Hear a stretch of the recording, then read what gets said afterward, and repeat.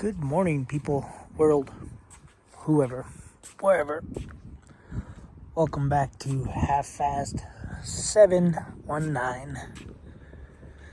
Coming back at you with the video. I'm home. Got home at midnight. Oh, it was 12:30, 12:45. Oh, man. Just taking a look at stuff. These little gate solar panels are still up. Anyway, we had a long work week. Working 18, 12, 14, 20 something hours all day into the next day. So I am wore out. So I got home last night, or this morning, I guess, and I brushed my teeth over here somewhere. I don't even remember. Brushed my teeth, jumped back in the car, in my bed, and I went to sleep.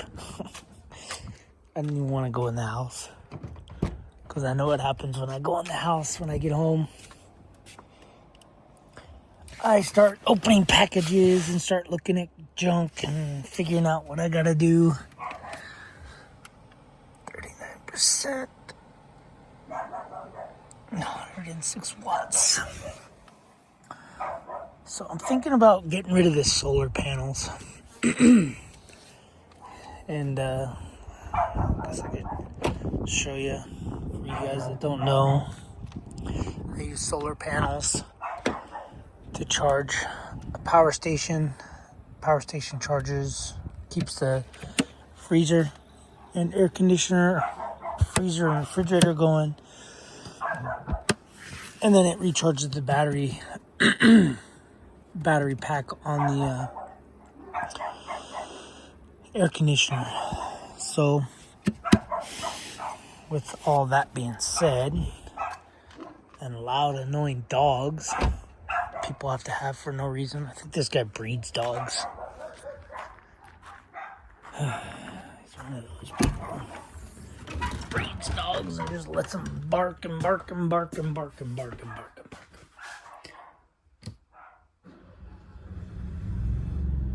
And this thing doesn't want to start. I don't know why.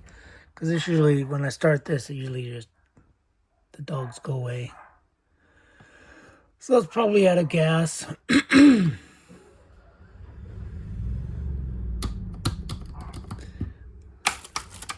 don't know how the battery's hooked up to test it.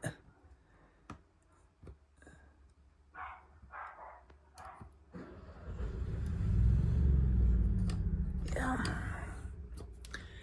Anyway. Yeah, I guess we'll just be hearing dogs bark in the background. So, yeah, I might be getting rid of the solar panels after I've worked so hard getting those stupid things on there. Reason being is I have this generator, so you can see all week, even though there were late days, I still had to charge the power station. And we put 5.3 hours on, or actually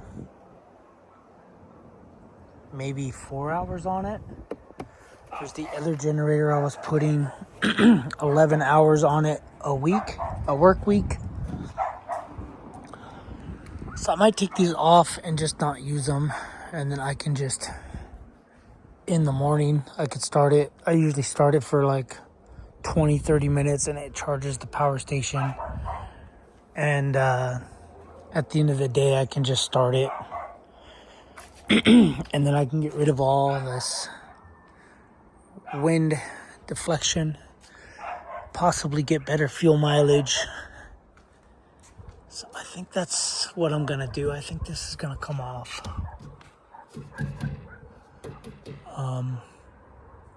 I'll probably just take it off, leave all the brackets where they are. This way, if I have to put it back on, I'll be able to put it back on in the same spot, hopefully. So, anyway, as I was driving home, the check engine light did come on the car. Checked the code this morning. It was an evap code, and I think because, so when I'm at work, I drive maybe 2 miles to the gym and then 2 miles back to the yard. So I work at the yard. Do this. I work at the yard, obviously where I work, and then at the end of the day I drive to the gym, and then I sleep in the gym parking lot, and then early in the morning I go back to work. So one day after work, or one day we started late because my work hours had to reset for 10 hours, and so we started late, so I went to Maverick gas station and filled up the car. Well, when I left yesterday, when I was leaving, I stopped at Maverick, topped it off. It took like $1, I don't know, maybe $2 worth of gas, and it clicked, and then I clicked it again, clicked it like 4 times, because I was like, there's no way, because I thought I filled it up at the beginning of the week, and it usually burns like maybe 3 or 4 gallons for the week, but I didn't. I filled it up at the end of my work week.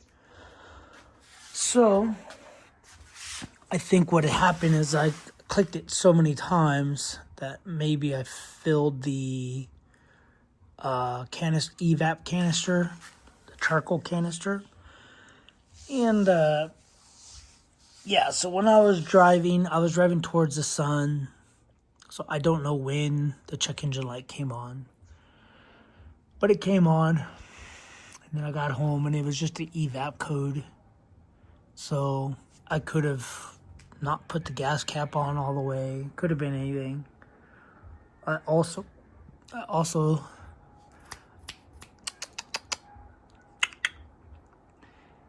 kitty. Anyway, I also leave the car running when I do fill up the car, so all those could be what happened. But I knew it wasn't something major because the car didn't run any different. I wasn't getting any worse fuel mileage. So if it was like an O2 sensor, it'd be running rich. I'd be getting like 16, 17 miles to the gallon. I was fighting headwind 3/4 of the way home. So I don't have a scan tool. I might have to buy a cheap scan tool or something that works for the phone, even though I have like 4 of them, but the Autel ones, they're vehicle specific. So if you have, like I have one for the Audi, and you have to register it for the Audi. And then if I were to use it for this car, I'd have to register it to this car, which would be $30.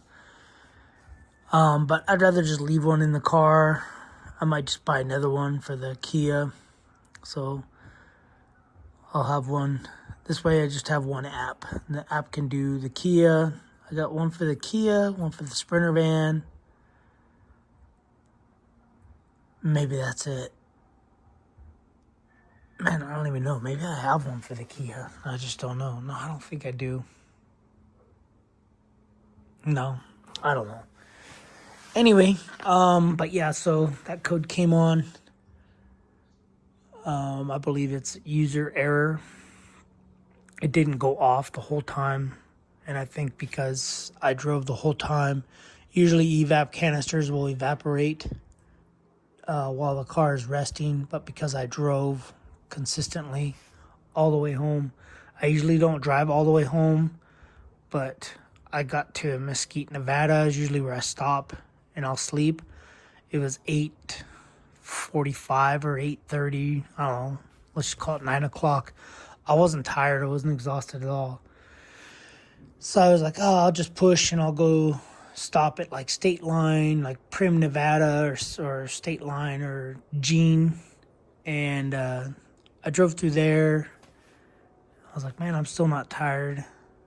I was like, oh, maybe I'll stop at Baker, California. And I get to Baker, and I'm like, man, I'm not tired. By that time, it was 10 o'clock, 10:30 at night. I was like, oh, I'm not tired. And from there, I can't stop. Like, it's either you stop in Barstow and I'm getting robbed or killed, or I'm stopping in Victorville and getting robbed or killed. So at that point, you just go. So I went, and right when I got to Barstow, I started crashing. I started going to sleep, like dozing off. I pulled over, got out, go pee, and yeah. The last hour and a half, hour and 45 minutes were miserable. That's why I just came out, brushed my teeth, jumped in the car, went back to sleep, and then my phone went off because the Ring cameras went off because my kid was leaving for work. And then I went back to sleep, and then Les Schwab called about our backhoe to tell me that to foam fill the backhoe tires are $2,800 or $2,700 a piece, so $6,000. Anyway, I was just like, no, we're not doing that. But yeah, at that point, I was like, oh, whatever, I'll just get up. So right now I'm trying to watch motocross in the house, and I guess they're having problems with wind. Anyway, today's Wednesday, so I usually watch, because I couldn't watch motocross at work.